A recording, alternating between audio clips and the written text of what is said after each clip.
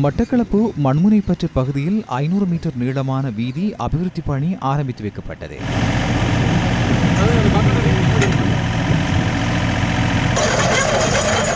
$14 million குறித்த வேலை திட்டத்திற்கென ஒதுக்கப்பட்டுள்ளது.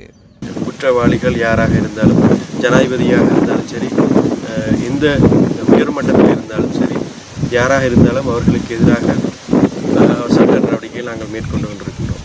அந்த அடிப்படையிலே யுத்த காலத்தில் இடம்பெற்ற பல விடயங்கள் தொடர்பாக பேசப்பட்டு கொண்டிருக்கின்றது. ஐநாவிலும் மாநாட்டிலும் கூட எங்களது அரசாங்கம் சார்பில் நாங்கள் எங்கள் நிலைப்பாட்டை முன்வைத்திருந்தோம்.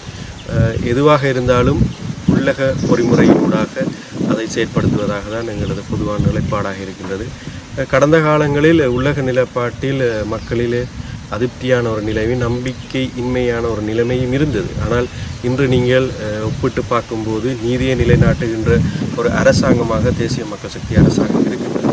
இந்த நாட்டிலே நல்லாட்சியை உறுதிப்படுத்தியிருக்கின்றோம், சட்டவாட்சியை நாங்கள் உறுதிப்படுத்தியிருக்கின்றோம். அதனூடாக எங்களது உள்நாட்டு பொறுமுறை சரியான முறையில் செயற்பட்டு கொண்டிருக்கின்றது.